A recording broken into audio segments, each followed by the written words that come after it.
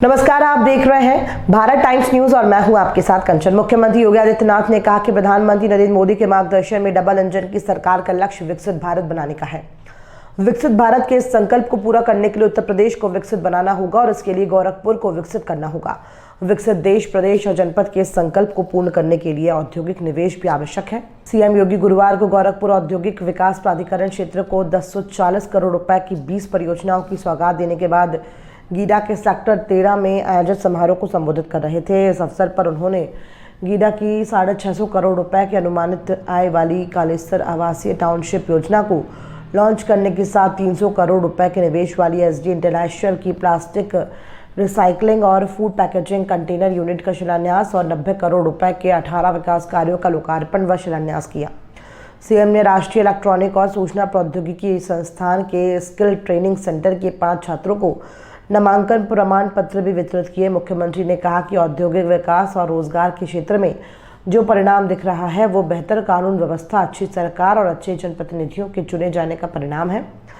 जब नीयत अच्छी होती है तो परिणाम भी अच्छे आते हैं। आज गीडा नई ऊंचाइयों को छू रहा है। गोरखपुर लिंक एक्सप्रेस वे का काम जल्द ही पूरा हो जाएगा, तब लखनऊ जाने के लिए 2 रूट हो जाएंगे। उन्होंने कहा कि ये क्षेत्र औद्योगिक क्लस्टर के रूप में विकसित हो, इसके लिए बीते कुछ वर्षों में तमाम प्रयास हुए हैं। गीडा में Varun beverage, Kiyan distilleries, CP milk Tatva, plastic central warehousing corporation India, auto wheels, Balaji processors, Rungta industries, Kapila Krishi Udyog, Singh paper project के निवेश का उल्लेख करते हुए मुख्यमंत्री ने कहा कि सिर्फ इन्हीं निवेश परियोजनाओं से करीब 5000 युवाओं को यही नौकरी और रोजगार उपलब्ध होगा। सीएम ने कहा कि गीडा क्षेत्र में अन्य उद्योग भी लग रहे हैं। 25 एकड़ में गारमेंट पार्क, 88 एकड़ में प्लास्टिक पार्क विकसित हो रहा है।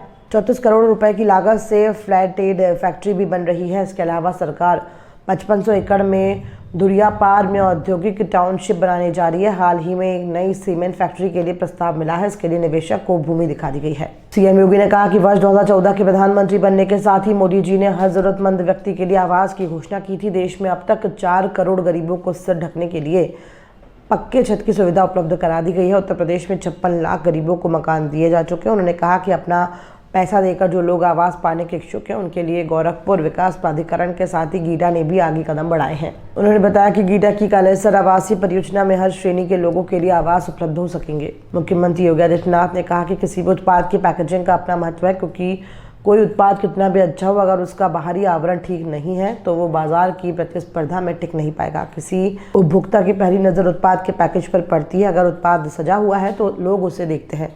उत्पाद की कीमत बढ़ाने के साथ बड़ा बाजार उपलब्ध कराने में भी पैकेजिंग महत्वपूर्ण है।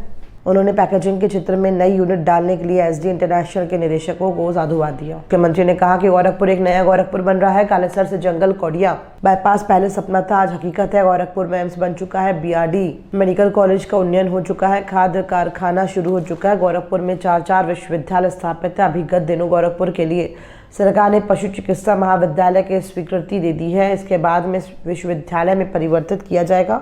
सहजनवा में अटल आवासीय विद्यालय तो हरपुर में सर्वोदय विद्यालय बन चुका है। हर एक क्षेत्र में कुछ न कुछ नया हुआ है और हो रहा है। सीएम योगी ने कहा कि प्रतिभाशाली युवाओं के स्किल में बदलने का काम गीडा में स्थापित नाइलिट के स्किल डेवलपमेंट ट्रेनिंग सेंटर से हो रहा है। पहले युवा नौकरी के लिए भटकते थे, अब यही ट्रेनिंग लेकर नौकरी हासिल कर लेंगे।